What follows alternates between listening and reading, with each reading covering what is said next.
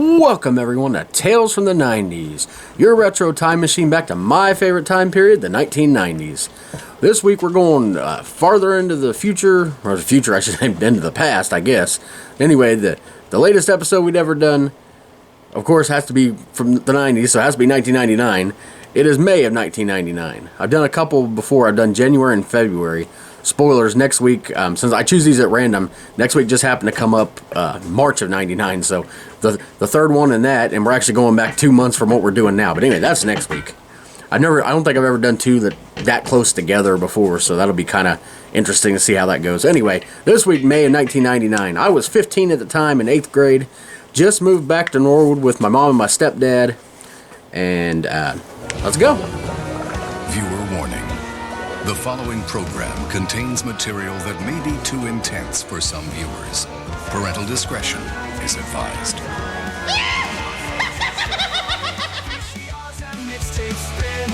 Where every tale begins. Tales from the crypt, marathons, wrestling wars and morning yawns. Play kickball in the street, man, those days can't be beat. Tales from the 90s never die.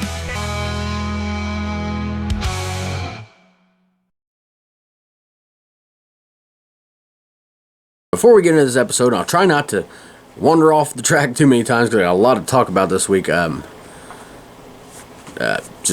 get into it in a little bit, but I want to talk about the bonus episode. It's coming out December 27th, so by the time you see this, I think next week. It's a couple days after Christmas. I think it's Saturday. Yeah, it's the last Saturday of the year, actually. It's called Over the River and Through the Woods. It's me basically doing a podcast, reading a book that I wrote about 14 years ago about my granny's house and how special it was to us at Christmas. I've already got this filmed and edited up and everything. Gotta put it online. But usually with my bonus episodes, I'm like going down to the last minute on them. This one actually got done early, thankfully. I believe next month's, I'm not exactly sure now, is going to have something to do with PWI Wrestling Magazine. So if you're a wrestling fan, you might want to check that one out. But the bonus episode this month, I've said it before, it's mainly for my family that would understand this, but anybody can listen to it or watch it and understand where I'm coming from. Just great memories of a great place that I loved, and don't even just have to be Christmas time, but the book's basically just talking about Christmas time, which is of course why I did the bonus episode for December for that. I read the book, give some more thoughts into it, and it's about an hour long. It's not super long, but I hope you guys enjoy that. Anyway, we're here for May of 1999.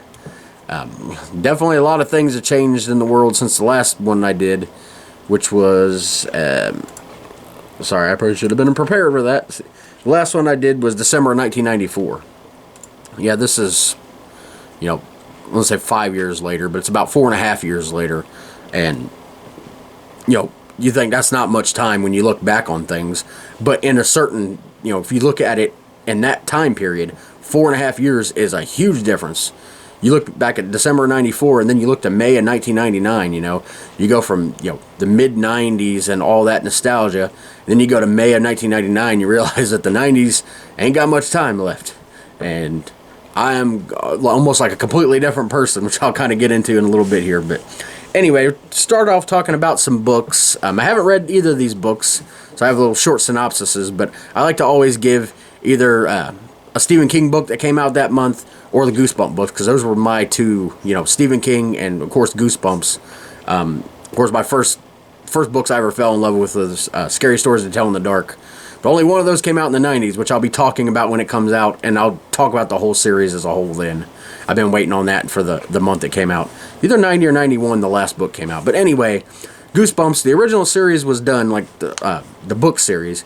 They were doing Goosebumps 2000, which was, that was the kind of in thing towards the end of the 90s. Just put something and then 2000 after it, make it sound futuristic or different. But anyway, they were on book number 17 called The Werewolf in the Living Room. And it's a story about a sheriff that believes a man's a werewolf and keeps him captive in the living room. But then there's a twist and you find out who the actual werewolf is, which I won't spoil if anybody hasn't read it and wants to. But another book that came out, and I'm actually working my way through this series. I'm on either book 4 or 5. I actually got to pick it up at the library today. But it's Give Yourself Goosebumps. like those old Choose Your Own Adventure books, which is another series I fell in love with. I should do like a deep dive on that someday, just how different those books are, and I think, has really, like, they should have some kind of app or something for, they may have like a Choose Your Own Adventure type app or something, but I mean, that would work really well today. But it was like the coolest thing, because it was like it's like reading a book, but you're also playing a game at the same time, You try to make all these decisions to either live or die, even though they never say that expressively in the books or the Goosebumps books, because they're made for kids. They don't say you die. Sometimes they actually do. I've seen a couple times. But usually it's left to where you're dying. Anyway, they were on number 36 at this time, called Ship of Ghouls. And again, I've never read this. I'm on like a 5 or 6, and I'm working my way through the series, so I'll get to it. It's about a trip to Japan with, like, of course, the different outcomes. You can be attacked by this, like, shark-like creature in the water. There's, like, mad scientists, bomb threats, just all kinds of crazy stuff, and you got to navigate it. And, of course, there isn't always just one good ending. There's usually a few, but there's a lot more bad endings than these. So it makes it a challenge, and you want to go through and try to read, like, try to go through every possible, outcome and see. And, of course, the first time I go through it completely, like, making the choices, sometimes I will randomly pick, like, which way to go, because I don't know. And, of course, with those books, if you don't know anything about them, you don't just read them front to back, obviously, because it's, Choose Your Own Adventure, or give yourself goosebumps, whatever the case may be. So you'll get to a point, you'll read a couple pages, and then it'll say at the bottom, for this choice, go to this page, this choice, go to this page. So if you actually try to read this front to back, it makes no sense at all. But anyway, I'll talk a little bit about kids' meal toys. Of course, those were popular. Of course, the ever popular Happy Meal from McDonald's. A lot going on in kids' meals, especially towards the end of this. There was a really big promotion going on, but McDonald's had something called Mystic Knights of Tir-na-Nog toys, and I had to look that up. Apparently, it's a Saban show, live action show. Of course, Saban did the Power Rangers most famously. But it was set at 8 figures from the series. It was set in ancient Ireland, and it only lasted one season on Fox Kids. But I'm sure when we get to the part where I talk about Saturday morning cartoons and stuff, and I get to that, it'd probably be on there. And like a lot of them, by this time, I was like checked out of like all the stuff. Stop, Snuggles. She always does that during my podcast. She's not happy when the attention isn't on her. But anyway, I was kind of checked out from watching the Saturday morning kids TV and stuff, sadly, then, but I'm still going to look at the lineup and everything. It's just, I was, like I said, I was 15 was I 15? Yeah, that's what I thought I said. It's hard to remember sometimes. I was 15 at the time, and all kinds of changes taking place in me, and I'm just like, wasn't watching any of that stuff anymore. So a lot of it I'll be like, what is this? What is this? But anyway, I had never heard of the Knights of Tir-na-Nog, if I'm even saying that right.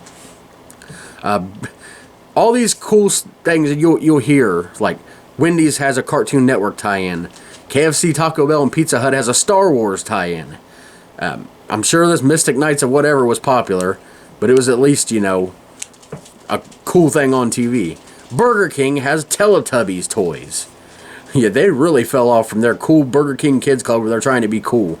Now they're just selling Teletubbies toys for, 4 or 5-year-olds, whatever that demographic was. I think my brother, it was either Travis or Clint, I can't remember which one, maybe, I think more Clint liked that show, and that thing was so freaking annoying. Everybody in my time period remembers the freaking Teletubbies. Anyway, there was a set of 6 figures from that, from Burger King, if you wanted the things. Wendy's had Cartoon Network Wacky Racing. And these were a set of vehicles from various Cartoon Network cartoons. It was inspired by that old cartoon Wacky Races, but it featured like different things on the Cartoon Network, like classics like the Jetsons, and then the newer cartoons like Dexter's Laboratory. So I had vehicles based on that. KFC, Taco Bell, and Pizza Hut actually had a unique promotion where they were all three giving out the same, not the same exact things, but because it was a huge thing, because Star Wars Episode 1 had come out in theaters. Of course, this was the 90s Star Wars movies, or I should say the end of the 90s there. And of course, how popular they were, which I've never seen any Star Wars movies. I know, send your hate mail. But anyway, this is, of course, the Phantom Menace. Defeat the Dark Side toys. And like I said, all 3 restaurants gave these out, and there were toys that come in based on characters and stuff in the movies, but they came in these boxes that when you put them all together, you fold them out, put them together, they make a scene from the movie, and you were like encouraged to collect, go to all 3 restaurants because of course they were owned by the same company. I forget what the company was now. It's Yum now. I don't know if they got sold or changed their name. Probably got sold, of course. I know at one point Long John Silver's was part of them, but I think they sold that off. But of course that led to a bunch of, not to try to get too off topic, but a bunch of the co-restaurants, as I call them, in Norwood. I think they still have it, the Taco Bell KFC. I mean, you can go in there and get Taco Bell and KFC. That was awesome. Around here in North Vernon, they did have when Long John Silver's was part, they had a KFC Long John Silver's, which was cool because you could get, you'd actually get a meal from Long John Silver's and KFC and have like chicken from 2 different places. And I know me talking about KFC again, big shock. But anyway, yeah, it was pretty cool to see these 3, even though they were together as a company. It still was unique to see 3 different restaurants giving out, the same stuff. But like I said, you got to collect them all, not to be ripping off Pokemon there. And then Hardee's, not my Hardee's, because by the time 99, they'd already been bought and sold to freaking Carl's Jr., old Carly Jr. I hate that stupid restaurant. Anyway, they gave out the Amazing Spider-Man toys. And I didn't care much about Spider-Man, but still better than Teletubbies. Anyway, wrestling, a lot to talk about. First up was pay-per-views, WCW Slamboree. May 9th. It was the 7th Slamboree. It was from St. Louis, Missouri. And it was actually the last WCW pay-per-view with the classic WCW logo, if you know that from the 90s.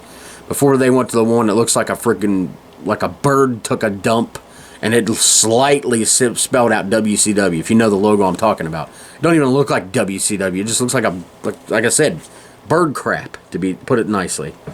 But it was an abomination. Overall, a pretty bad pay-per-view, too, which was kind of the thing going for WCW at the time once 1999 started. Yeah, you started in January with that finger poke of doom, and it was completely downhill from there. Sadly, WCW had been. They had a triple threat tag team match. Raven and Perry Saturn defeated WCW World Tag Team Champions Billy Kidman and Rey Mysterio Jr., the champions, and Dean Malenko and Chris Benoit with Arn Anderson to win the titles. Rick Steiner defeated WCW World Television Champion Booker T to win the title. Roddy Piper defeated Ric Flair by DQ to regain control of WCW, thanks to Eric Bischoff's help, who turned face. Like, who was looking for an Eric Bischoff face turn? Anyway, Piper fired Flair after it. One of Flair's many firings that they bring him back a couple months later with no explanation and no... you fire somebody in wrestling, you think it's a big thing. Either they're gone from the company, they're retiring, taking some time off for something, or there's some big story like to bring them back. No, he's just like with always, he just randomly shows up one day. Flair talked about in this book, they did this to him all the time. It just, it got to the point where people got, you have a match. I mean, that wasn't the point of the match where the loser gets fired, but it just happened. But you have those matches, where so-and-so loses and they get fired because of it, and people don't care about those matches. They used to be like big things like oh my God, somebody's going to get fired in this match. I got to watch it. Now it's like, who cares if they get fired? They'll just come wandering back the next week. But anyway, you can tell I was disgusted with WCW at this point. I was almost completely not watching them, and I'd almost always only watched them until like the Attitude Era really got rolling in WWF, and it's like wow, that's mind blowing. And WCW is over here just Kevin Nash running the show, just Bischoff running it, Russo. I don't even remember if he's there by then or not. Probably not, since Bischoff I think is there, but I could be wrong on that one. It just soured really quick, sadly. Main event was Kevin Nash defeating WCW World Heavyweight Champion DDP to win the title. And of course another 60,000 convoluted run-in situation thing involving Bischoff again. And in this case, Kevin Nash was the face and DDP was the heel. Just so completely different than what you'd expect. ECW had their Hardcore Heaven May 16th from Poughkeepsie, New York. And I always have trouble with saying that word, or even spelling that word, it's POU something that I literally put in my notes. I put it how it was sounded. I put PUKIPSI, Poughkeepsie. I just thought I'd mention that because it was funny to me. I don't know. Just some words are just weird. Anyway, it was their 5th Hardcore Heaven and the 2nd one on pay-per-view because, of course, 97 with Barely Legal started ECW on pay-per-views.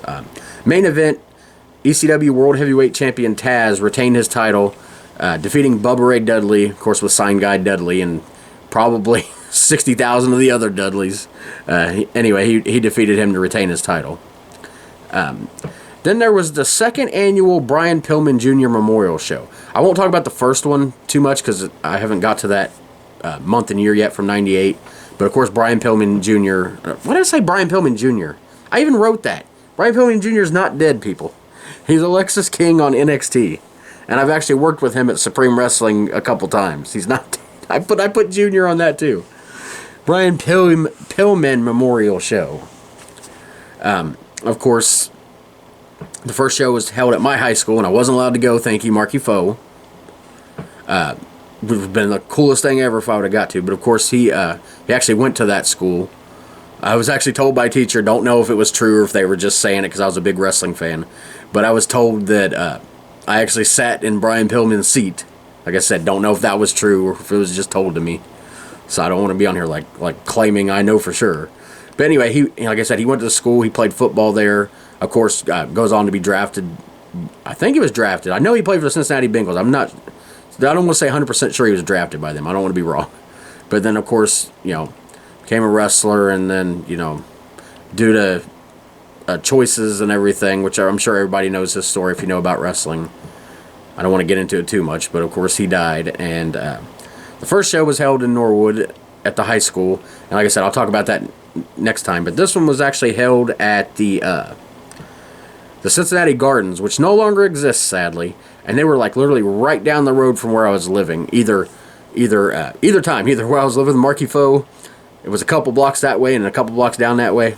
Or at the time where we were living with my new stepdad Steve, after we lived at Granny's and the hotel, on the weekends. They finally found a place in Norwood, which was kind of above that, so it was still only a few blocks away. We went there a few times for the Cincinnati Mighty Ducks hockey games. Those were pretty fun. But yeah, they don't exist anymore. But that's where this was held, and of course I wasn't able to go to this either. I don't even think I knew it was happening, actually. But these shows were really cool because they actually had allowed talent from WCW and WWF to actually work the shows because, it's raising money for Pillman's family. So there was no, of course they weren't, WCW and WWF wrestlers weren't actually allowed to wrestle each other, just for, they didn't allow that, but they allowed, them to wrestle each other, company and company, not company versus company. But there's actually several wrestlers on there I've actually worked with at Supreme Wrestling. Shark Boy just had him referee the match where me and Damon Blade actually got control of Supreme Wrestling to become owners. He was actually there, and of course he's wrestled there a few times, but he refed at this event. Anyway, he defeated Matt Stryker, not that one. Not the one everybody knows from the teacher that became a wrestler and the, sorry in my opinion, horrible commentator. But this is actually one who grew up in Cincinnati around the Milford area, which is actually where my Aunt Virginia lived. But yeah, he was a local guy, and he ended up having a little bit of success, in ROH, but not with one of the big companies. But I mean, he was definitely well known around Cincinnati. Tim Horner, which I don't know too much about. But anyway, he teamed with Rob Conway, which I've worked with several times at Supreme. Not worked wrestled with, but I've commentated, announcing to the ring, played his music, recorded his matches, that type of stuff. Anyway, they defeated Bull Payne and Flash Flanagan, another one that I worked with multiple times there. Mankind defeated D'Lo Brown, and then the main event, Conan and Rey Mysterio Jr. defeated Chris Benoit and Dean Malenko. So, like I said, WWF and WCW on the same show, but of course they weren't allowed to work together. I don't think it was for fear that anybody would try to hurt the other. I think it was more of they don't want one wrestler beating a wrestler from another company, and the way wrestling was then, and still is for a lot of lot of today. Of course, WWF works with TNA now. WWE.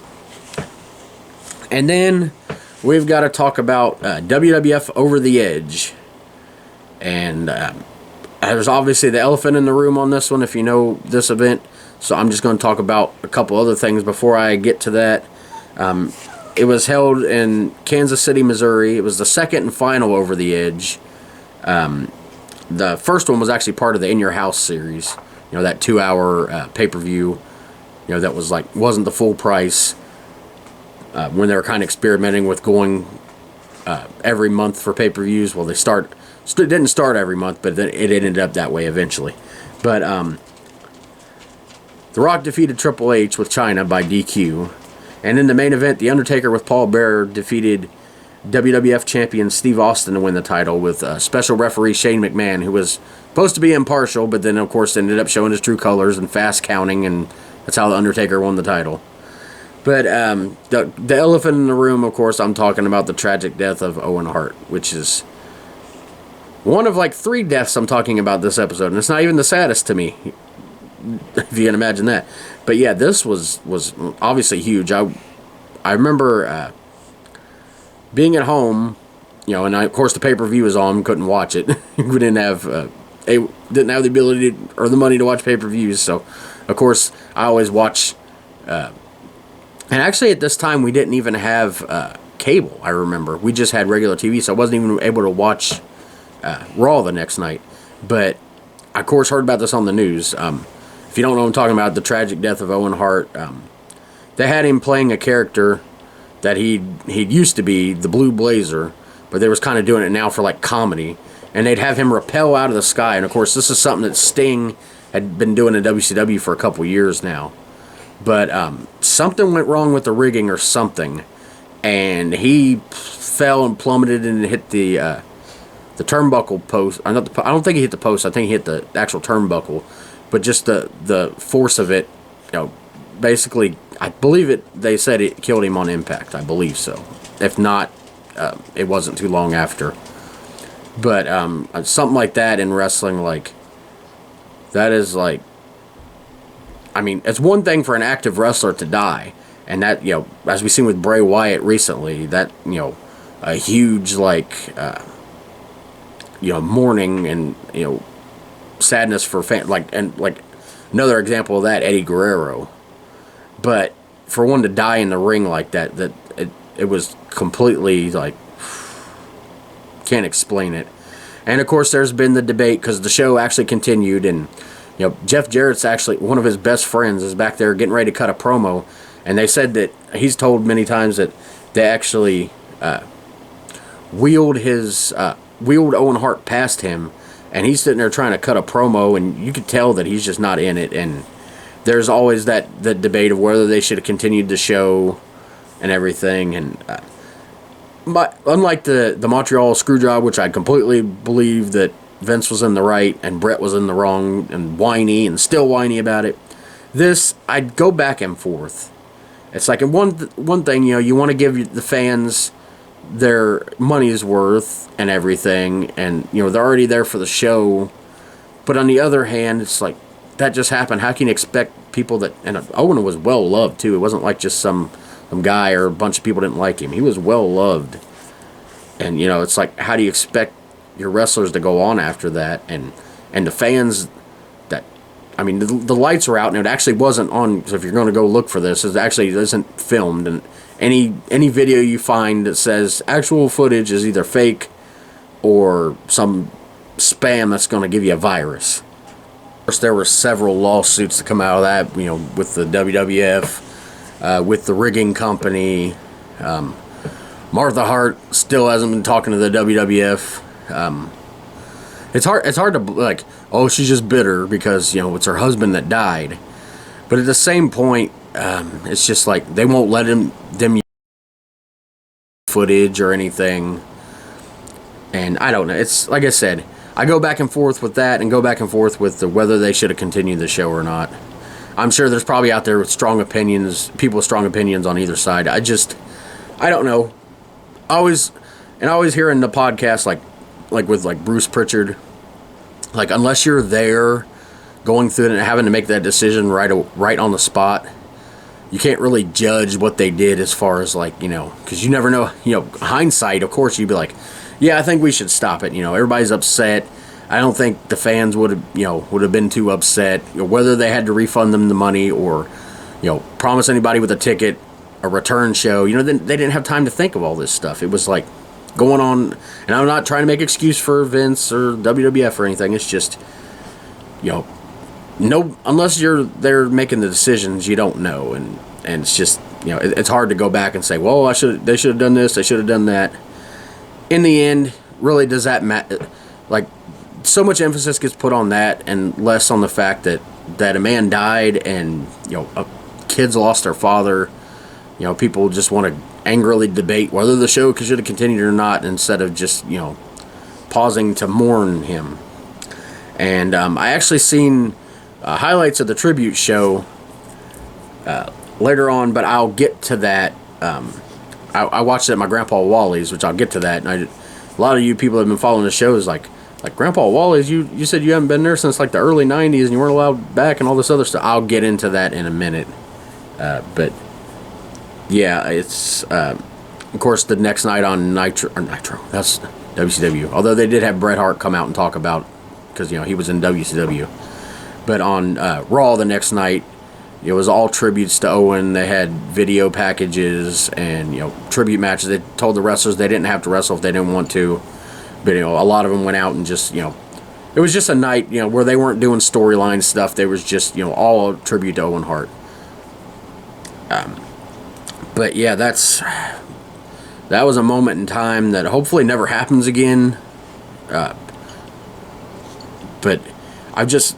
the more I watch wrestling these days and the stuff they do, it's like I'm just waiting for somebody to just become. I mean, I know it wasn't even on camera, but I believe it was this year, '99, that Draws was paralyzed accidentally by D'Lo Brown, which I'm not blaming him at all for. He was the wrestler that did the move to him, and with the way that wrestlers do these moves today, and it's just, I don't know how somebody doesn't end up paralyzed or worse.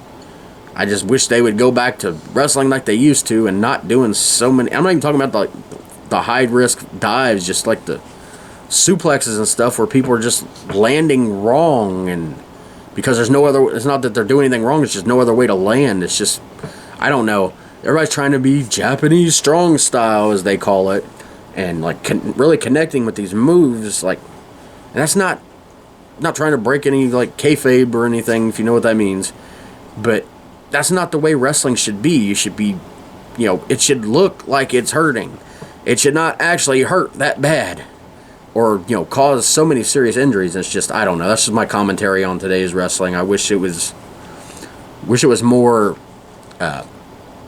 showmanship, and I'm not talking about the obvious fake punches, and you can do punches and you can do kicks and stuff and make it look legit without it actually being completely legit. You can even make contact. I'm not, but these people are making like so much contact that I don't know how people are not like, what's it, dragging off or something? He's bleeding every week, and moves being done to him looks like he's gonna die on every move, and moves he's doing to people. It's just, it's too much. Somebody's gonna get hurt badly, and that's what I'm afraid of. Obviously, we're not going to see another situation like this because they're not going to have anybody rappelling from the sky, but I'm still afraid something like that's going to happen. Before we move on from wrestling, I do want to talk about a couple other, not that it's important compared to that, but some title changes. The Jersey Triad, Bam Bam Bigelow, DDP, and Kanyon defeated WCW World Tag Team Champions Raven and Perry Saturn on Nitro to win the titles. Jeff Jarrett defeated WWF Intercontinental Champion Godfather to win the title on Raw May 31st. Deborah defeated WWF Women's Champion Sable to win the title on Raw May 10th, which I don't even remember Deborah winning a title. She definitely wasn't a wrestler. The Acolytes defeated WWF Tag Team Champions Kane and X-Pac to win the titles May 31st on Raw. But yeah, it's a lot going on there in wrestling. Obviously, a lot of bad there too.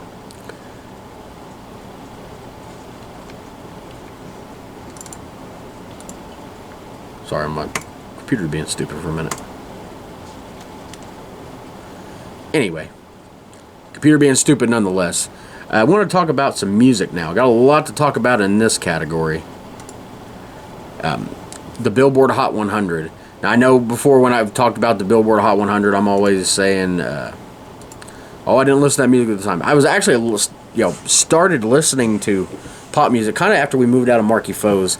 Kind of just like, listening to the radio. Because like I said, we lived at Granny's during the week to go to school and stuff. Well, I went to the woods, skipping school in the woods. I've told that story many times. I would soon pay for that. But, I had these headphones, and I would just, when country channels on commercial, I'd start switching around and start listening to more pop music. I don't even know, part of more of that, the teenage hormones that go through you that was, causing me to lash out and be disrespectful and, like I said, skip school every day and not even care that, eventually they're going to catch, even in the 90s when they didn't have as good as way of keeping track as they do now. They still, I still should have known that I was going to get busted. But anyway, the number one song was number one for 1 week, and then 3 weeks back in April, making 4 weeks total, was No Scrubs by TLC. And of course, like I said, I was listening to that type of music then. If you'd have told me 4 or 5 years before, like the last podcast back in December '94, that I'd be listening to, which essentially, I guess, it's pop music, but it's also R&B music, I would have been like, what? I don't listen to pop music, I don't listen to R&B, I don't listen to rock music. But there I was listening to it. The next one, I know this song very well. It's one of them earworms that gets stuck in your head. Ricky Martin, Livin' La Vida Loca. Of course, pretty much a one-hit wonder. I think he had a couple hits after that, but nothing nowhere near that song. It was number one for 4 weeks, and then 1 week in June, making 5 weeks total. But yeah, both songs on there I actually knew, and listened to. American Country Cat Down, How Forever Feels by Kenny Chesney was number one for 1 week, and all of April and 1 week of March, making a big 7-week run, which was, pretty big in country. It became, later on, that became, all the multiple week things, but back in the early 90s for country music, it was hard to get even 2 weeks on there. And I remember that song forever as like the video with the woman on the hot sauce bottle. Me and my brother Josh would be like, this is the hot sauce song. The song had nothing to do with hot sauce at all, just the video. Mark Will's Wish You Were Here was number one for a week. And then Tim McGraw had a huge run with Please Remember Me. It was number one for 3 weeks, and then also 2 weeks in June, making 5 weeks total. And speaking of that, that's the first album that was released this month I want to talk about. Tim McGraw, A Place in the Sun. It was his 5th studio album. It came out after his, was it 4th one? Yeah, I think it was his 4th album, which was Everywhere, which is my favorite Tim McGraw album ever. This one's a pretty good one, too. Certified 4 times platinum. Number one country album, and number one on Billboard 200 charts, for all of music. There was 5 singles released from it, and 4 of them went to number one. Of course, the first one I just talked about, Please Remember Me, the debut single. Something Like That, which is more known as the barbecue stain on my white t-shirt song. My Best Friend, and My Next 30 Years, which was written by Phil Vassar. And the song Some Things Never Change only went to number 7, and you hardly ever hear that. Like, you hear the other ones sometimes played on, whatever channel plays any actual country music from the 90s anymore. But you hardly ever hear the Some Things Never Change song, which it wasn't one, like I said, it was only went to number 7. It wasn't one of his biggest hits, but I still like it. Country group, there's a trio of sisters, Shadazy came out, and this was kind of the start of country going a little poppier with them. Although, I still like their music. It's just it was kind of started a trend that got out of hand. Them and Rascal Flatts, when they came out, I like most of their stuff too. But it started a trend in a bad way that other people just took and ruined country music with. But anyway, they came out with their first album, The Whole Shebang. It was certified gold. The very first single, Little Goodbyes, I remember that when that came out. That was a big song. This Woman Needs, which is an underrated song. I love that song. I Will But was a good song. Lucky for You, Tonight I'm Just Me, which is like a song where this guy's accusing the girl of being like having multiple personalities. Well, she's like naming off all these personalities, saying, this personality would have done this, but lucky for you, tonight I'm just me. But anyway, and then a song I don't even think I've ever heard called "Still Holding Out for You." But probably the biggest album released this month, and one of the biggest albums ever, is I wouldn't even I started listening to pop music, but the Backstreet Boys to me was like, oh, they suck, they're horrible. Which not even a couple years, like by the end of this year, I would like start falling in love with them. But Backstreet Boys released Millennium. It was their second U.S. studio album, and of course, their first album was pretty big as it is, but this one like launched them into superstardom. It's one of the biggest albums of all time. Like I said, 13 times platinum in the U.S. and ended up selling 24 million complete worldwide. So 13 in the U.S., 11 million more throughout the world. Number 1 on the Billboard 200 and number 9 album of the whole year. The single is, of course, the very first one, "I Want It That Way." Probably their signature song, the one everybody quotes. If you check out my video, I actually did the song in 5 different parts, at least the best I could, using the Smule app.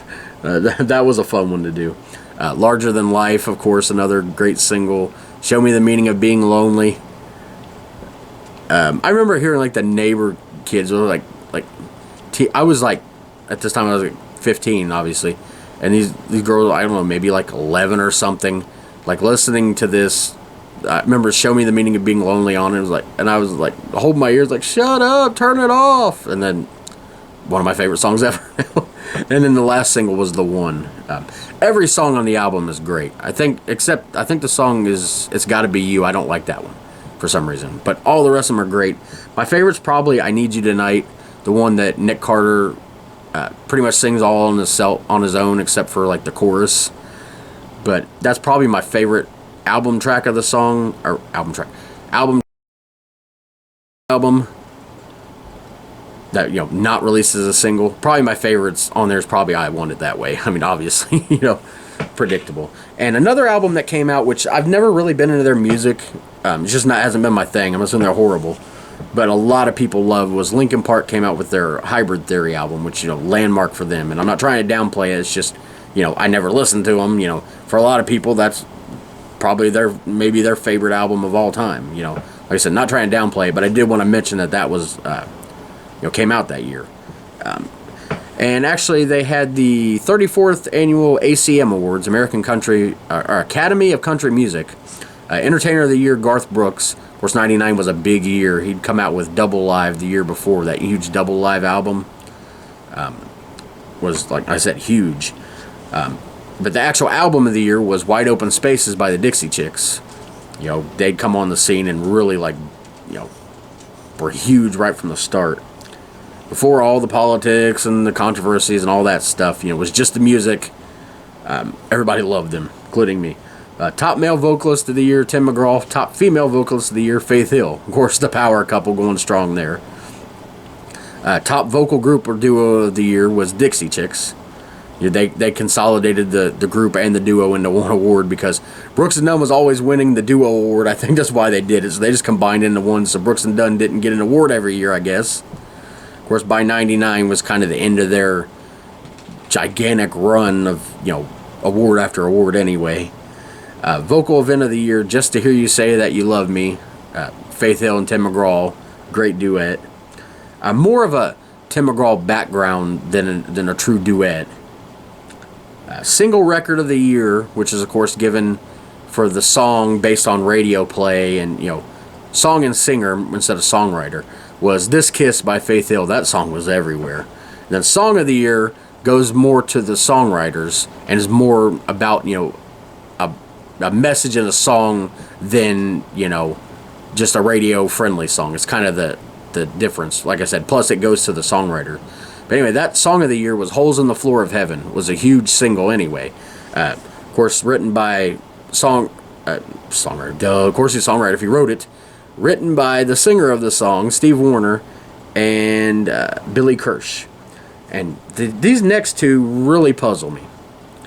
Top New Male Vocalist of the Year, Mark Wills, and Top New Female Vocalist of the Year, Jody Messina. And the reason it puzzles me is because they both came out with debut albums which were really big and had, big songs from in 1996. This is 1999, okay?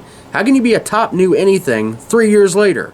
Or even if you want to just say, because it's in May, even say 2 years later. Still, it's like, couldn't they pick somebody else that just came out? I mean, that's what the award's for. Like, and they actually, I don't know if it's the first year of this, but they had the top new vocal group of the year, and they went to the Dixie Chicks, and they had just come out the year before, or possibly 97, but still, that's still within 2 years. It's just, some of these awards are just chosen dumbly. Video of the year, This Kiss by Faith Hill, very popular videos, like as well as the song. I still see images from that video in my head. Love the song. Artist of the Decade award went to Garth Brooks because, of course, who else are you going to give it to? I mean, of course, you can make arguments for Alan Jackson or Travis Tritt or Randy Travis, but the one with the most consistent and biggest success had to have been Garth Brooks. Pioneer Award went to Glenn Campbell, of course, most famously known for Rhinestone Cowboy, but I mean, he was like, especially in the 70s, he had his own TV show. There was a time when Glenn Campbell was like, not just a country star, but a pop star, and I don't mean like pop music, although some of his stuff kind of tended towards that way a little bit, where I believe it was played on like soft rock stations and stuff like that. But obviously legend. He's passed away since, but Pioneer Award definitely deserved, and an award I think they just created just to celebrate the fact that the album went double diamond. And I think it was it was Come On Over by Shania Twain. But yeah, the Double Diamond Award went to Shania Twain. Like I said, I've never heard of that award. I don't know if they give it out every year, but I think it refers to diamond is 10 million sales, so double diamond would be 20 million. I think they just created a special award to just, because I mean, I don't blame them though, because that album was like landmark. Like I said, it sold over 20 million copies. And of course, Millennium would go on to sell that, but it just come out, so obviously, I don't even know if it hit 1 million yet by the end of the month. It wouldn't surprise me though. That album was big. I could see it selling 1 million in a month. But anyway, that's a little bit about music. We're going to move on to some sports now. Talk about baseball. Of course, we're still, in the first couple months of the season. The leaders for the National League were the Braves, the Astros, which were in the National League that time. They were in the Central Division with us, and the Diamondbacks. The Reds were in third place, 3 games back. So, not too bad. The American League leaders were the Red Sox, the Indians, and the Rangers. But this is the year the Yankees ended up going to the World Series to defeat the Braves. So, as you see, there weren't the leaders there. The Red Sox were. They would eventually...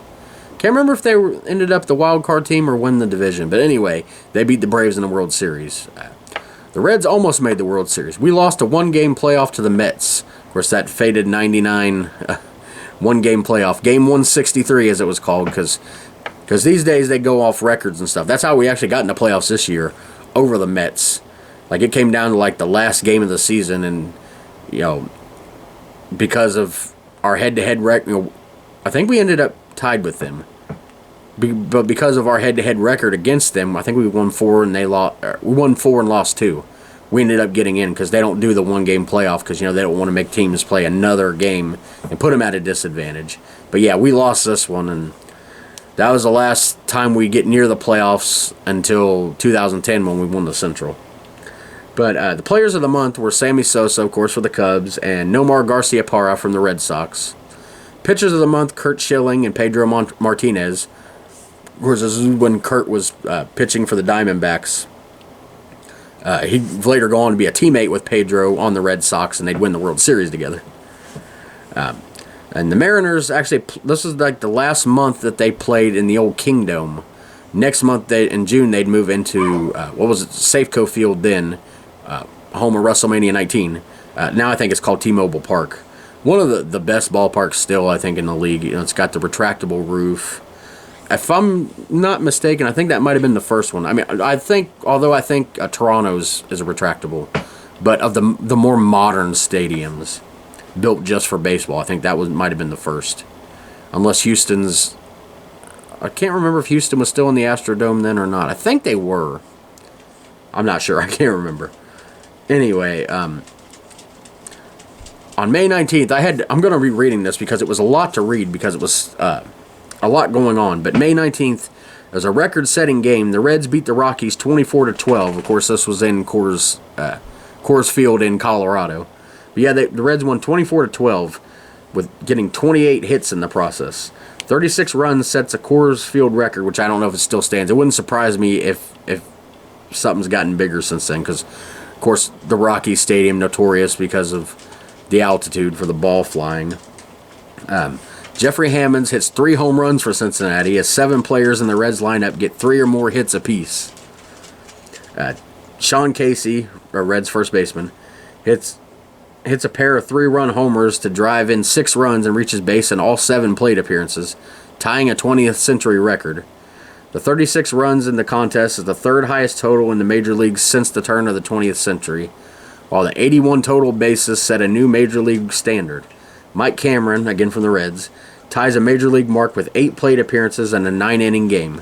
With 28 hits, the Reds tie a mark originally set on May 13, 1902, and tie the National League record with 7 players with 3 or more hits. And the last one to do that was they tied with the Pirates and the Reds from 1989. The Rockies also became the first team to score 12 or more runs in a game and lose by 12 or more runs in the game since the Giants beat the Reds 25-13 in 1901. Larry Walker extends his hitting streak for 20 games and raises his average to .431. Like I said, a lot going on there, but that was like a monumental game. Talk a little bit about NASCAR. Jeff Gordon, my favorite of all time, won the California 500 presented by Napa at the Auto Club Speedway, obviously in California. Dale Jarrett won the Pontiac Excitement 400 at Richmond, and this was actually the year he won his first and only NASCAR championship. And then Jeff Burton won NASCAR's longest race, the Coca-Cola 600 at Charlotte Motor Speedway. And a little bit of NFL news. John Elway this month announced his retirement. Of course, went out on top, won back-to-back Super Bowls with the Broncos. Completely went out on top after like years of being so good, but the team never making it.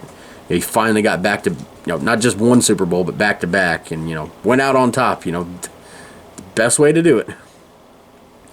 But right now, I want to talk about something that's not so happy news. Is the passing of my Uncle Dan. My Uncle Dan was my dad's brother. My dad had another brother, Tim, which I've talked about before, and I'll try not to say too many mean things. It's just he was very possessive over our grandpa Wally, and ended up not telling a whole bunch of us. I mean, almost the rest of the family, that Grandpa Wally actually died. We found out just through, I think, one of our cousins seen it in obituary in the newspaper. So, I'm not going to go into him too much at all. But my dad's brother, Uncle Dan, which, those two were, inseparable.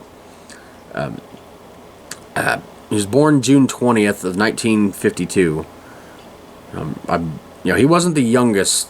I think Tim was the youngest, but I think Dan was the middle of the boys. And he passed away May 14th of 1999 at only 46 years old. And I believe it was liver cirrhosis, obviously from years of drinking. I'm not trying to, say, this or that. It's just, it's a sad reality. And one of the main reasons I never wanted to drink was because of this. That, and I just never had the urge, really. But I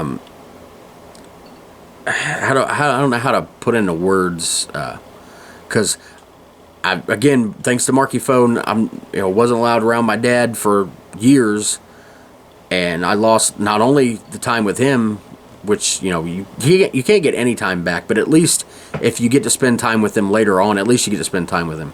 I lost all that time with my Uncle Dan. Last time I seen him was probably 92 or something. 92, 93. And, and it kills me to think about that, because all the time we lost. But from everything I remember and seeing videos of him, he was a great man. Obviously had his flaws with drinking. Did. but that didn't change the character of him. You know, he wasn't a mean drunk from what and I don't even know if I remember being around him when he was drunk or anything, or if he was always drinking, I didn't know it, but, to me that don't define him. I just, encourage anybody out there, to not go that far and ruin your body. But anyway, I'm not trying to get all preachy or anything. It's just one of the memories I have of my Uncle Dan that I hate that I have it because it always makes me sad. Is the time but it's probably funny, and he probably never thought of it in the sad way that I have, and it's probably only gotten even sadder since he died. But the time I called 911 on him, okay? I said all this stuff about how nice he was, and I called the cops on him, basically. I can't remember what it was, but I was I don't know if I was grounded, or I just wasn't allowed to do something. I was in trouble for something. That I couldn't get off the couch or something, And to get in trouble by my dad or my Uncle Dan or my Grandpa Wally, I really had to have done something. But anyway, I got mad and threw a fit, and I probably said I hate you, which I hate even think I said that even as a kid, as a little kid, as like a 7-year-old or something, your parents probably don't take that seriously, but when you think about it later on, you take it seriously. But anyway, I ended up literally calling 911 to tell them that he wouldn't let me up. Like, he's being mean to me type thing. And my Uncle Dan, of course, explained to them. Nowadays, they'd send the police. They'd call CPS. They would have put him in jail.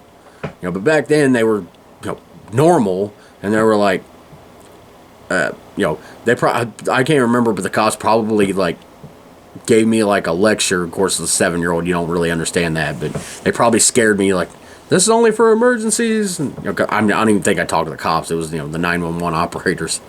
But I remember my Uncle Dan being mad and yelling at me after that, and it shocked me because I don't think he'd ever yelled at me before.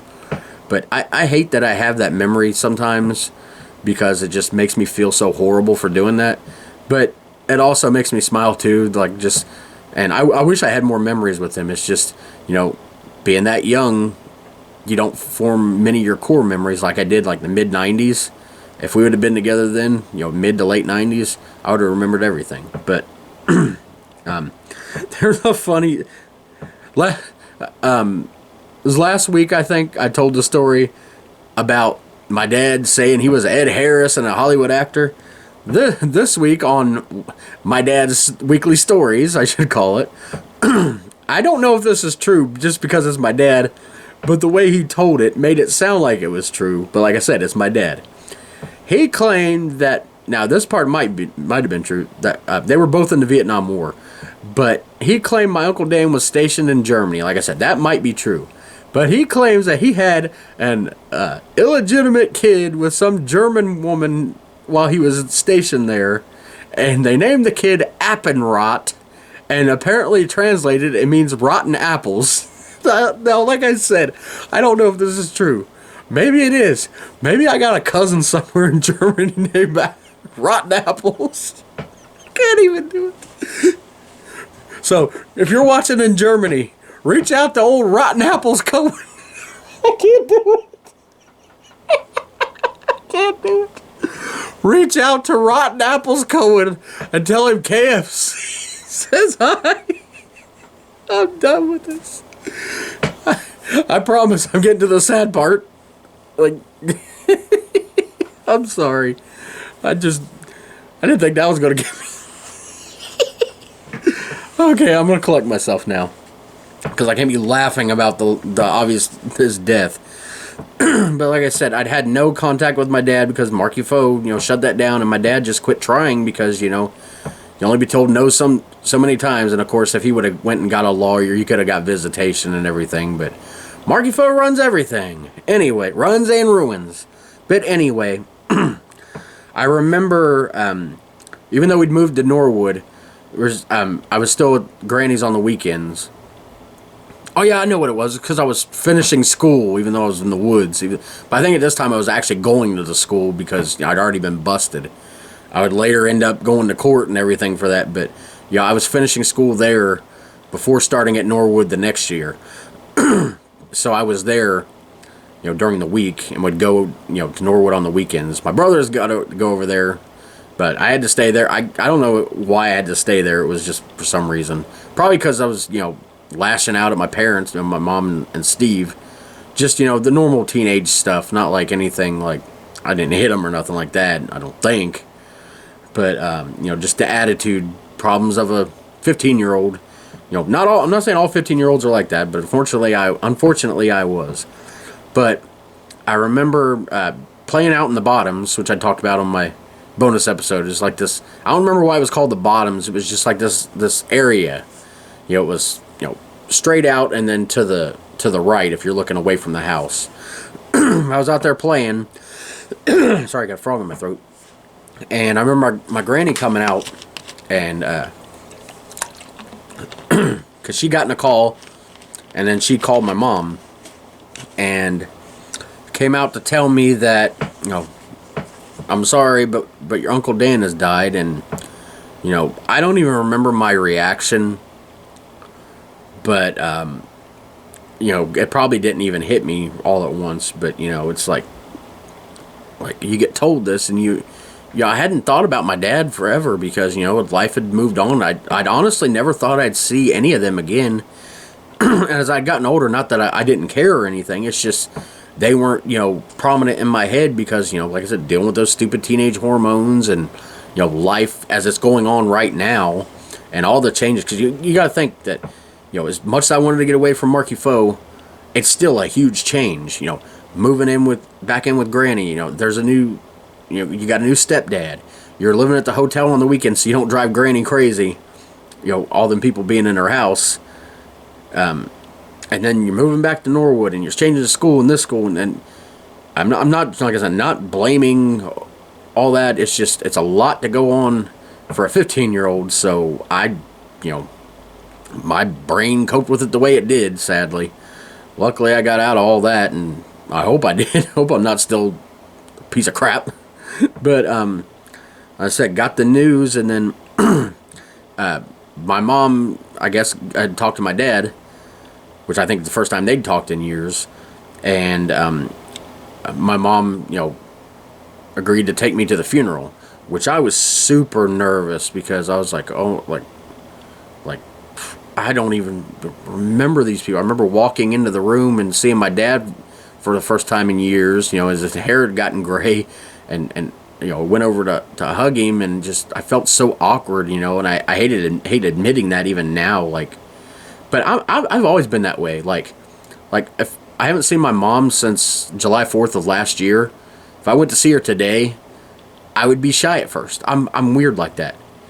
Like if I haven't seen somebody in a couple months, I get shy around them. I don't know what it is. Anyway, it was definitely a bittersweet reunion, but I always say that, I hate that my Uncle Dan died, but the only good thing that actually come out of it, and like I said, I hate saying the good thing coming out of dying, because, dying is not, thought of as a good thing, but that it reconnected me with my dad and my grandpa and the rest of that, that family, and, like I said, I wish it would have happened sooner and not because of that. Wish I didn't, see my dad for the first time in 6-7 years at a funeral, where his brother just died, and he's got to deal with that, and he's seeing his son for the first time in a while. But what I was talking about earlier, alluding to, was watching that Owen Hart tribute. It's like on one of those Saturday morning shows. I was actually I spent the weekend with my grandpa and my dad because they'd moved from where I'd originally lived, and my dad was actually living in Indiana at the time. My Uncle Dan was living in this attic apartment. These little one-bedroom apartments. I told before where I was laying half in the kitchen and half out when I moved in with my grandpa.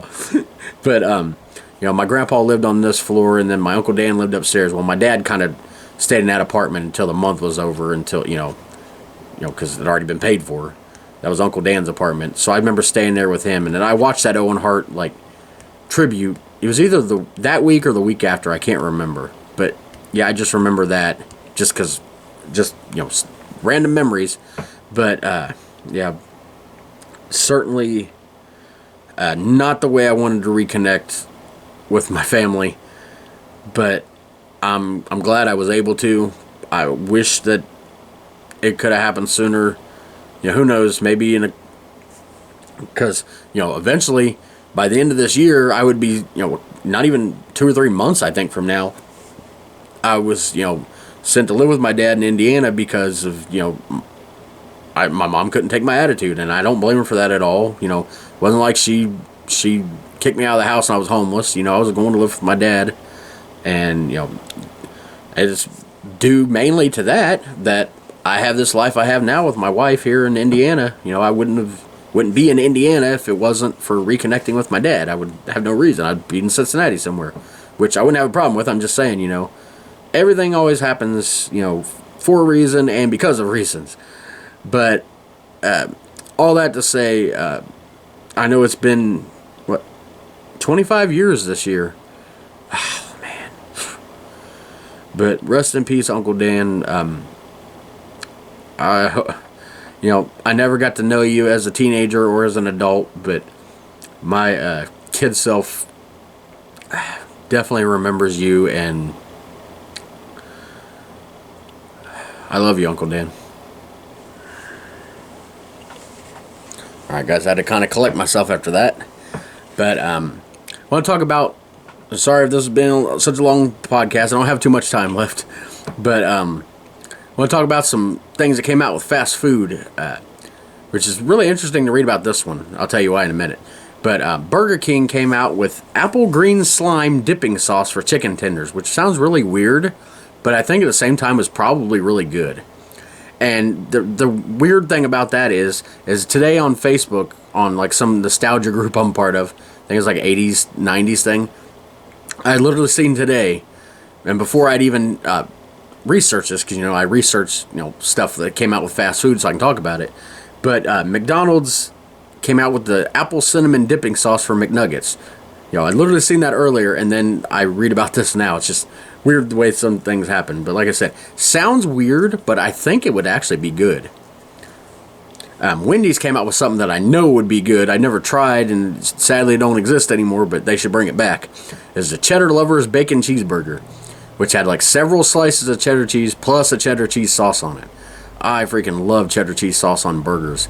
Rallies, whenever it acts like Rallies and not Checkers, if you don't know what I mean by that, Checkers and Rallies is kind of like the Hardee's and Arby's, or Hardee's and Carl's Jr., except it's the same restaurant, and Carl's Jr. sucks, and Hardee's sucks. Sorry, I had to. No, but it's Checkers like on the West Coast and in certain parts, and in certain parts it's Rallies. But whenever Rallies messes up, I always call them Checkers, because to me it's not Checkers, it's Rallies. But when it's bad, it's Checkers. Anyway, they had this thing called the Bacon Cheddar Burger. I don't know what it's called now, Cheddar Crisp or something, but I don't know, so cheddar cheese on a burger is just so good to me. Anyway, I want to get into the Nickelodeon and the Saturday morning cartoon lineups. I chose May 29th, the last Saturday of the month. And like I said, I may not know a lot of these on here. You might say, I don't know what this is, I don't know what this is, I don't remember this. But I'm going to go through them anyway. I'm going to start with the Saturday morning cartoon lineup. And of course, this was the time of ABC, CBS, Fox Kids, NBC, and Kids WB. So we will start with ABC. We got 101 Dalmatians, the series. Never watched it, but I knew of it. Of course, I'd watched the cartoon movies. I didn't really care for the live-action movies or the one they just came out with. Them, you know, it was a remake, prequel, whatever. Disney's Doug. This is part of Disney's One Saturday Morning. Of course, Disney and ABC had already been partners. Of course, I loved it. You know, I liked it because it was Doug. But going back and watching, you know, they changed the theme song when Disney bought Doug, and just the overall, like, it didn't feel like the Doug on Nickelodeon. Not just because it changed networks and even the theme song changed. It lost a lot of what made Doug special on Nickelodeon. Disney-ifying it, I guess.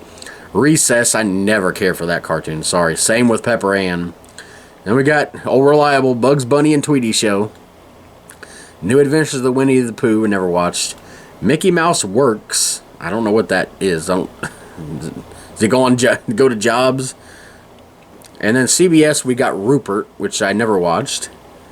Anatole, never heard of. Dumb Bunnies, never heard of that one. Sounds funny. Flying Rhino Junior High. Wherever that was on for like an hour and a half. Birds, spelled with a Z. And then Mythic Warriors, Guardians of the Legend. Like, did I jump into some future time machine, like 2010 sounding shows there? CBS was... Fox, we've got Mighty Morphin Power Rangers. Look like all day. Literally. They got the Power Transfer episode. Rocky Just Wants to Have Fun. I remember that one. Of course, this is with the when the Red Ranger, the Black Ranger, and the Yellow Ranger were replaced. With Rocky replaced Jason, Tanya replaced Aisha, and Adam replaced Zach. Return of the Green Ranger. I remember that when like they had the evil Green Ranger come back, and the evil Tommy, even though it wasn't actual Tommy, it was a monster. A Ranger Catastrophe. So if I'd have been watching this Saturday, I would have been awesome. Power Rangers on all day, but of course I wasn't watching then. I was being an idiot. I don't even know what I was doing. Probably just sitting there listening to music. Oh, my life, blah, blah, blah. The way you are as a teenager. NBC, looks like they started at 10. They didn't even have any... Probably, I think this was the point where they still had news on, like the Today Show, even on Saturday in the morning. Because they stopped caring about kids' morning TV a long time ago when they started with the teen stuff. But obviously by the 1999, they really didn't care. Because they didn't start till 10. Saved by the Bell, the new class. The episode's called Loser. That whole show was Loser. The only good Saved by the Bell was Saved by the Bell. Hang Time, another basketball show. One World, City Guys, never watched them. Hang Time, NBA Inside stuff. In other words, blah, blah, blah, NBC. After the early 90s, when they stopped carrying the cartoons, I stopped caring. Kids WB had Superman, the animated series, which I remember watching a few of those episodes. The new Batman Adventures, I don't think I've seen that one. Of course, I love Batman, the animated series. Men in Black, the series, wasn't the biggest fan of that. It's just, I don't know, it just seemed like they were just trying, I don't know. There's something about the series seemed off. Batman Beyond, I remember watching a little bit of. Pokemon, I was never a fan of. My brothers were huge into that, especially Josh. The big cartoony show, I've never seen that. I think it's a different shorts, but I'm not sure. Let me know if I'm wrong. Hysteria, which I remember the name but never remember watching. And the Sylvester and Tweety Mysteries, of course. I know the Looney Tunes put random this Looney Tune cartoon and this Looney Tune cartoon together and spin a wheel. What's the theme? Oh, they're going to solve mysteries. Still, can't go wrong with Looney Tune character shows.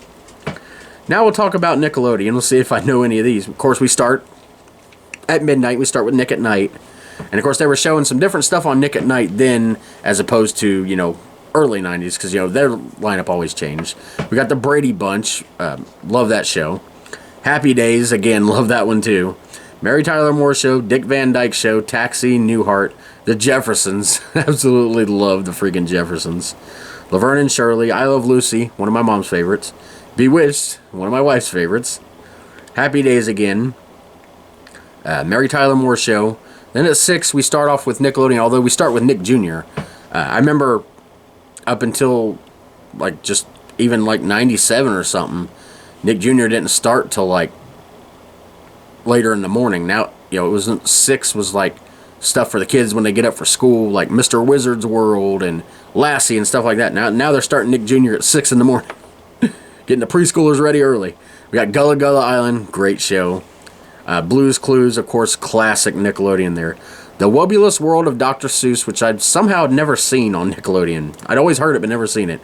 Then we got You're on Nickelodeon, Charlie Brown. Of course, just a Nickelodeonized a classic cartoon, just like they did with Rocky and Bullwinkle and Yogi Bear, just basically put Nickelodeon in the title. Then we got Doug. They were still showing the Nickelodeon Doug on there. One of the 3 original Nicktoons. They had an hour of that, 2 episodes. Another of the 3 original Nicktoons, Rugrats. 2 episodes for an hour. Then the Wild Thornberries, which I never liked. Hey Arnold, again, I never really liked that. They had that on for an hour. Then they had Looney Tunes on Nickelodeon from noon until 6. So a big day of just Looney Tunes on Nickelodeon. They didn't really care. Like, we're going to put on Nickelodeon. Or Nickelodeon. Put on just Looney Tunes. And then from 6 to 7, they had on the Brady Bunch. Like, why is, Nickelodeon showing, even Saturday, 6 to 7, Brady Bunch on just regular Nickelodeon? Were kids watching it? Maybe. Then Cousin Skeeter was on for an hour. I didn't really like that one. And, of course, Snick. We've got Rugrats at 8. All That at 8:30. The variety show. Keenan and Kel at 9. One of the greatest of all time. And then, of course, the greatest, to me, Nickelodeon show ever. Are You Afraid of the Dark at 9:30. It's the Tale of the Misfortune Cookie, which I don't remember off the top of my head. And then at 10, of course, you get I Love Lucy for an hour. And then the Lucy Desi Comedy Hour. So basically 2 hours of Lucy. And it says at the bottom, TV changes. It says noon. A Looney Tunes on Nickelodeon Marathon replaces all originally scheduled programming until 6. So that was, the reason why, I guess, it's just special for that day. But before we move on from this TV lineup, I do want to talk about the TGIF lineup. Of course, the big show on TGIF at the time was Sabrina the Teenage Witch, which I'd never really gotten into. And of course, this was May, so that was the month of finales for TV shows. So, of course, they had their season 3 finale. Second show was one of my favorites of all time, Boy Meets World. Season 6, which was the second to last season, when they started college. They had their season finale, and this is the one where Corey and Topanga are planning their wedding, and the parents show up, but then they reveal the big secret that they're actually getting a divorce, which makes Topanga, lose it, and, she, doubt everything. Eventually break off the engagement to Corey. I don't remember if it was this episode or the beginning of the next season, but that was a story arc for a little while of, them not being together again. Of course, the first time was the whole Lauren kiss at the cabin when they were in high school, and that story arc, and everybody's like, get back together, and then this happens. It's like everything to keep them apart.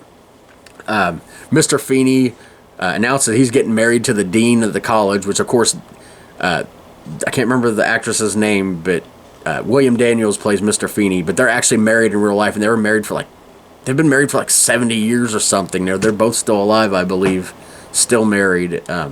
Such a great story there.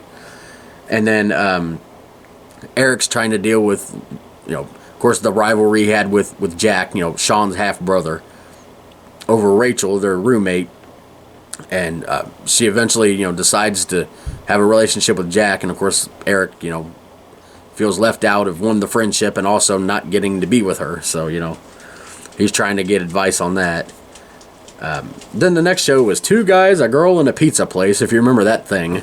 They eventually shortened the name of that to Two Guys and a Girl. They had their season 2 finale. The funny thing is, when I looked this show up on the Wikipedia, because I always look to see, what season it is, what the last episode, all that stuff, it says on the top, I'm not joking, not to be confused with Two Girls, One Cup. And I'm not even going to put what that is. I'm sure if you're watching this on the internet, you probably know what that stupid thing is. Don't go watch it. If you've never seen it, don't go watch it. It's not me saying go watch. Trust me, your eyes will never again. Or your brain. But yeah, it's just funny they had to put that on there. It's like, who would confuse that?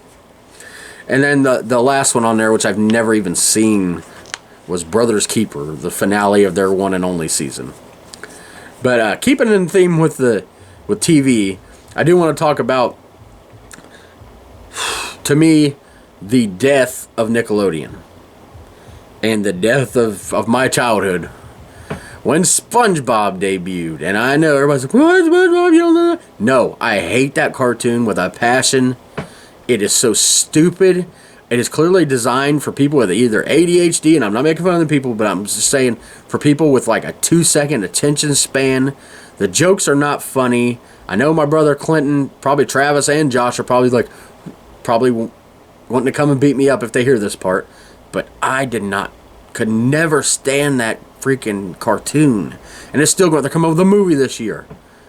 it's so repetitive. The jokes are so unfunny. And to me, it really spelled the end of like my childhood. It spelled the end of Nickelodeon to me. You know, they didn't. You could see they didn't have the good stuff on Double Dare, Legends of the Hidden Temple. Then the next even a new version of a game show. They were barely showing the old stuff. They just gave up and was like, we're just going to show Looney Tunes and Brady Bunch because nobody's watching this crap. Thanks to our dumb cartoon we put out. How that cartoon wasn't canceled within a minute, I'll never understand. SpongeBob, you suck. I hope you rot. Even though you're a fake cartoon, I wish your creators would have gotten a job in anything else but making a damn cartoon. Anyway, SpongeBob sucks. I don't care how you feel about that because I hate it. It was the end of my childhood. It was the end of Nickelodeon. It was the end of TV. Screw SpongeBob. Anyway, a show that was ending, probably to get off the air because SpongeBob existed, but ABC show Home Improvement. Of course, Tool Time, Tim Allen, Tim the Toolman Taylor. Love that show. They ended after 8 seasons, 204 episodes. I think they offered, I can't remember her name, but the actress who played his wife Jill, like $25 million, and they offered Tim like $50 million to continue the series, but I think they both wanted to move on. So, it's interesting that that they were offered that much money and wanted to move on. Like I said, I don't think it was like they hated the show. It's just they've been doing it for 8 seasons. They wanted to move on to other stuff. The TV network's HBO comedy and HBO Zone debuted. Of course, this is when HBO, digital cable was expanding and, getting a lot more HBOs. Of course, HBO comedy, I remember watching all the time for their stand-up, but they'd always have a bunch of George Carlin specials on, and I'd be taping them off my DVR. Love freaking HBO comedy. So a note of, strangeness, I guess there's some sadness in there, too, I guess. A jury finds the Jenny Jones Show. If you remember, Jenny Jones was like a talk show, sort of like a Jerry Springer. Not as shocking, although with what happened on here, I'm surprised it didn't happen on Jerry Springer. It sounds like a Jerry Springer episode. But a jury finds that they're liable for the death of somebody, and for tune of $25 million. Apparently what happened is they had an episode called Same Sex Crush, where another one of the just shocking topics where they bring someone on, they brought this guy on, and apparently this other guy had a crush on him. Well, this guy didn't like that, so he killed him. And, they blamed the show for, springing it on him and, messing with his emotions and everything. And, I agree with the jury. They definitely were liable for that, because if you'd have found out some other way, that result might not have happened. I'm not saying that they're to blame. Obviously, the guy that did the killing is the ultimate one to blame and should be in jail. But, the show was just, you'd think of a show that went too far, it would be Jerry Springer, and it was the Jenny Jones Show. And then another sort of sad news, another death this month. The actor Oliver Reed passed away from a heart attack while filming the movie Gladiator. And of course, I know him mostly, actually the only thing I've ever seen him in actually was Burnt Offerings, one of my favorite movies from the 70s, little known horror movie based on a book. It's about this house with this old woman upstairs, or is there an old woman upstairs? If you check out my top 50 horror movie bonus episodes, I think that was my very first episode. I'm gonna say what position it is, but very high near the top.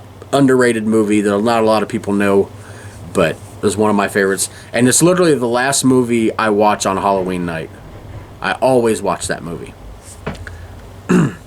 But a couple more things to talk about. The last of my list of 5 more obsolete things from the 90s. I've been talking about this. I've had a list of 30 things of things that are either obsolete, don't exist, or not as important these days from the 90s. And these are the last 5. And the first one I talked about last week when I was talking about toys, because I was talking about Christmas. Pogs. You don't see those anymore. I've seen things where they're trying to make a comeback as a collectible thing, but I don't think they're ever going to make a full comeback. But of course, Pogs were those cardboard things are based on, I talked about last week, but still based on milk, the old milk bottle lids, the glass milk bottles, the cardboard lids. They're based on those because they were, called, but they were called Pogs in this form, and they had all kinds of different stuff. FedEx package here. My security camera. My security camera's here now. Try me, Snake Boy. Anyway, that's a little Easter egg on here. Anyway, back to Pogs. Yeah, they just have anything you can think of on them. Characters from TV shows, movies. I think they even had bands. Different designs. People had some personalized with their names on them and stuff. But they're, the cardboard things. And then they have the metal slammers, which were, like heavy. And it was a game you played, but it was also a collectible thing. And people would, battle over them. Before Pokemon cards became super huge, this was like the Pokemon card, battling and trading and collecting and all that. Another thing that's kind of obsolete these days is the karaoke machine. This was really big in the 90s, either with a tape player originally, and then, of course, more advanced, the CD player. Nowadays, karaoke's either done through apps or just going out and doing karaoke. Since I can't talk. Going out and doing karaoke, or just, YouTube a karaoke song and, singing into your phone, whatever. It's just those old days of the karaoke machines, I think there was one they always gave away on Double Dare called Singelodeon. I don't know if it was connected to Nickelodeon or just called that, but you'd get the CDs, and with, of course, they had the songs with the words out of them, but they'd have you could play them on, you connect it to the screen if you had one of the ones that connected to your TV. And, but nowadays, things are just done differently. I never actually owned one of these. I think my sister got one, like early 2000s, I think. But I never actually owned one myself. It would have been cool. I would have loved it. Nowadays, if I'm doing that, I'll just sing to a song on YouTube or do the Smule app. Like I said, karaoke machines themselves are pretty much obsolete these days, especially the CDs that come with them. Or if you had one with the tapes. Another thing that's definitely obsolete these days is newspapers. I remember going up to the store Saturday and especially Sunday mornings and getting Marky Faux, the newspaper, of course, with our breakfast. Either it'd be like snack cakes or donuts, powdered donuts, or if they had them, my all-time favorite, the cherry sweet rolls from Hostess. Man, I love them things. It's like some drilling outside. I don't know what's going on. But anyway, that has nothing to do with the newspapers. It's just when I went up there to get the newspaper, and of course, nowadays it's all replaced with, even though they do have newspapers, I'm not saying they're gone, but a lot of the newspapers, you can subscribe to it online or find the same stuff online. And of course, everybody remembers the news. Everybody had their favorite parts of the newspapers. Of course, I always read the comics, of course. Always read the sports page, the TV guide part. Of course, didn't care about the news then. If you're from a small town, you get real familiar with the page that looks to see who got arrested. Of course, now you can still do all that online. But yeah, that's why newspapers are pretty much obsolete. One thing is definitely obsolete, and I don't even think it exists anymore, is 900 numbers. And obviously there's those kind of 900 numbers, but there was also the hotlines for everything. Call me now, Miss Cleo, before it was an 800 number. I think it was a 900 number. Wrestling hotlines. I got in so much trouble for calling them. Mean Gene. I remember WCW hotline 1-900-909-9900. And then the WWF had one where, this happened in this company, call the hotline to find out. Or there's, the WCW one had like trivia games on it. Like I said, I got in trouble for calling those because the bill came later. And of course, I did call those numbers too. Wasn't supposed to, but I did, and I got in trouble for them too. They don't have those numbers anymore.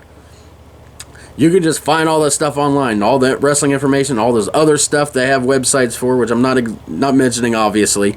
But yeah, the 900 numbers not only obsolete, but they're gone now. They still have like 800 numbers, like toll-free numbers. But then, if you don't know 900, if you don't know what I'm talking about, if you're younger than me, there are numbers you call, and once you connect to the whatever you're calling for, it bills you and it gets sent to you on your phone bill. And when you pay the phone bill, they take the money out of that and send it to whatever number you called. Well, I wasn't supposed to be calling any of them because you're supposed to be 18 or have your parents' permission in the case of the wrestling hotlines, and I certainly didn't have that, and I got in trouble so many times and I kept doing it like an idiot. But anyway, the last thing I say is obsolete And not even because they don't exist anymore, but just the amount of people that play them and the forms of them is board games. Back in my day, they had the most like imaginative board games, like Eat at Ralph's, where you feed them this stuff and they puke out the food, or Gooey Louie, where you pull boogers out until their brain pops out. Those might be some extreme examples, but I mean the classic board games like Monopoly, Scrabble, Life, Sorry, Chutes and Ladders. I mean, I could go on and on. The Mousetrap, with the game where you got to put all this stuff together. Don't Break the Ice, Topple, Perfection, all that. And nowadays it seems like, one, people aren't playing those, they're playing video games instead of board games. But also, there's, of course, I'm playing Sorry on my phone, so I can't even, and Yahtzee, so I can't even say, oh, it's, this generation. It's every generation now, pretty much. But the main thing with the board games nowadays that you see is these like Cards Against Humanity, and the like 900 million different clones of those, where you get these things and you got to make which one has the funniest, and it seems like that's the only game that exists anymore. Like 90 million different versions of Cards Against Humanity. I don't mean just that game and the different variations, but it seems like every game that comes out is that game under a different title. And it's like the board games have gotten so like all the same. They're all the imagination from those 90s games that come out, and 80s games and beyond. Like I remember Crossfire in the 80s. That game was amazing. But it just seems like the board games these days have just gotten like, they've gotten stale and like boring. It's like, let's take this Cards Against Humanity thing where we're going to give out these cards and everybody can finish this sentence and see which one's the funniest. And, it's not an actual like competition, like as far as like points. It's just based on somebody's opinion, and that gets boring after a while. But anyway, that to me is why it's obsolete. Speaking of games, I do want to have one thing to talk about as far as video games. Nintendo actually began work in May of '99 on Project Dolphin, which would become known as, of course, the GameCube. I never actually owned a GameCube. I did own a Nintendo Wii, which meant you owned a GameCube, because that was a great thing about the Nintendo Wii is you could actually put GameCube games inside and connect GameCube controllers, and it functioned just as a GameCube. So I never technically owned a physical GameCube, but I owned a Wii, so in a way I did. But anyway, that's pretty much it for this week. Hope you guys enjoyed this one. It's kind of off the rails, talking about all kinds of things and some sad things and my Spongebob rant. But like I alluded to earlier, next week, episode 58, I'm going back in time only 2 months to March of 1999. Previously I'd done January and February, so this is March. So we're kind of missing April in the middle of there, but I don't know when that'll happen. But again, I was 15 years old in 8th grade. This is my 4th trip through 1999, obviously. This time we were still living at Granny's. We're getting ready to move to Norwood. During this podcast, we'd moved to Norwood, but I was staying there on the weekdays at Granny's to finish school. But this time we were all still there, getting ready to move to Norwood.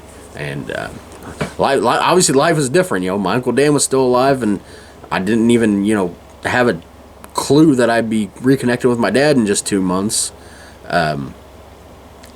I was skipping school like an idiot, and if you don't know what I keep alluding to about that in the woods, I'll talk more about it in the next one. I've talked about it before, but I got to remember sometimes, since these aren't chronological order, people might, next week's episode might be somebody's first episode, so they don't know what I'm talking about, so I'll talk about it more then. But thank you guys for joining me. Let me know if you got any comments. I hope you enjoy this episode. Check out the bonus episode, December 27th, and we'll see you next time. And now, I predict the future. Next week, you'll be in the same time, same place, same station, for another hideous, fateful haul of horror.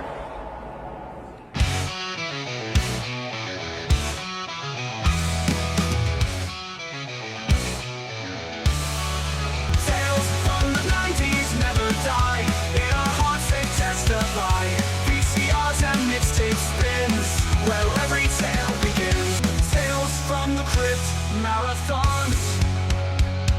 wars